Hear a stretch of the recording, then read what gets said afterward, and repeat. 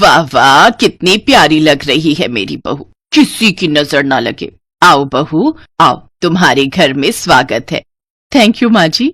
सच, तुम्हें बहू बनाकर मेरा सपना पूरा हो गया। मेरा बहुत मन था कि मैं अपने बेटे आकाश के लिए एक सुंदर सी बहू लाऊं, बिल्कुल तुम्हारी तरह। केतकी इसी तरह अपनी नई बहू गौरवी की भर भर कर तारीफें किए जा रही थी। तभी गृह प्रवेश के फंक्शन में आई एक औरत ने केतकी से कहा, मानना पड़ेगा केतकी, नई बहू का स्वागत करना तो कोई तुमसे सीखे। पूरा एक फंक्शन ही रख दिया गृह प्रवेश का। वाह वाह वाह, लेकिन ऐसा सब कुछ तुमने काजल के लिए तो नहीं किया था, है ना? केतकी ने उस औरत की बात को अनसुना कर दिया और फिर जोर से बोली, अरे कोई आरती तो लेकर आओ। अब मैं आ गई माँ जी, मैं उतारती हूँ अपनी प्यारी देवरानी की आरती। नहीं नहीं, मुझे दे, तेरी काली छाया इस बेचारी दूध सी बच्ची पर नहीं पड़ने दूंगी मैं। केतकी की बात सुनते ही गौरवी के साथ साथ वहां खड़ी सारी औरतें मुंह छुपाकर हंसने लगी। काजल को ये बात बुरी लगी और वो वहां से चली गई। दरअसल केतकी के दो बेटे थे, बड़ा बेटा विकास और छोटा आकाश। विकास ने काजल से लव मैरिज की थी। उसने काजल के गुणों के सामने उसके रंग को अहमियत नहीं दी। काजल देखने में जितनी काली थी उसका दिल उतना ही उछला था, मगर अक्सर इंसान की सीरत पर उसकी सूरत भारी पड़ी जाती है। काजल के साथ भी ऐसा ही हो रहा था। आओ गौरवी, मैं तुम्हें पूरा घर दिखाती हूँ। जी माँ जी। इधर रसोई है, इसके ठीक सामने बाथरूम और ये गेस्ट रूम है। और उधर ऊपर क्या है माँ जी? वो तेरे जेठ का कमरा है। जेठ जी का मतलब? वो उस कमरे में अकेले रहते हैं क्या? नहीं, वो कलमुही भी तो रहती है उसके साथ। जैसे ही कमरे से बाहर निकलती है पूरे घर में अंधेरा हो जाता है, एकदम डामर है डामर। क्या माँ जी, आप भी बड़ी कमाल की बातें करती हैं। गौरवी आते ही समझ गई थी कि उसकी सास उसकी जेठानी से कितनी नफरत करती थी और इस आग में उसे घी कैसे डालना है ये भी वो अच्छे से जानती थी। केतकी और गौरवी आपस में बातें कर ही रहे थे कि तभी अपने कमरे से काजल ने गौरवी को आवाज दी, अरे गौरवी आओ, ऊपर आओ। जाओ, देखा ऊपर भी, पर जरा दूर ही रहना उस कलमुही से। केतकी मुंह बनाकर वहां से चली गई और गौरवी फिर ऊपर काजल के कमरे में पहुंची। आ जाओ गौरवी, अब यहाँ बैठो। वैसे भाभी, आप दोनों की लव मैरिज है क्या? हाँ, पर तुम्हें कैसे पता? वो बस आपको देखकर अंदाजा लगाया मैंने। गौरवी का ये ताना सुनकर काजल का दिल ही टूट गया।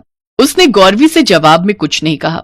वैसे काजल के साथ ऐसा पहली बार नहीं हो रहा था। बचपन से ही उसके रंग को लेकर हर कोई उसका मजाक उड़ाता आया था, लेकिन उसका पति विकास सबसे अलग था। वो उससे बहुत प्यार करता था और इसीलिए उसने सबके खिलाफ जाकर काजल से शादी की थी। लेकिन शादी के 3 सालों के बाद भी काजल की सास केतकी ने उसे दिल से नहीं अपनाया था। अरे काजल, दाल चढ़ा दी क्या? नहीं माँ जी, बस अभी जा ही रही हूँ। उफ, एक तो काली, ऊपर से 1 नंबर की आलसी, कोई काम समय से नहीं होता इससे। केतकी की बात सुनकर पास ही खड़ी गौरवी हंसने लगी। वो तैयार होकर घर से बाहर जा रही थी। ये देखकर केतकी ने उससे पूछा, कहीं जा रही हो गौरवी? हाँ माँ जी, जरा पार्लर होकर आती हूँ। हाँ, अच्छा, ठीक है, जाओ, पर जल्दी आना। जी माँ जी। गौरवी को घर का कोई काम नहीं आता था। वो तो सारा दिन बस खुद को ही संवारती रहती थी। दूसरी तरफ काजल घर के सारे काम बहुत अच्छे से करती, लेकिन फिर भी केतकी का दिल जीतना उसके लिए लगभग नामुमकिन ही था। ऐसा इसलिए भी था क्योंकि गौरवी को जब भी मौका मिलता वो काजल के खिलाफ अपनी सास के कान भरती रहती, जिसका असर केतकी के व्यवहार में साफ दिखता। चलो, सब्जी तो बन गई, अब पहले छत से कपड़े ले आती हूँ, फिर रोटियां बनाऊंगी, तब तक ये भी नहा धोकर आ जाएंगे।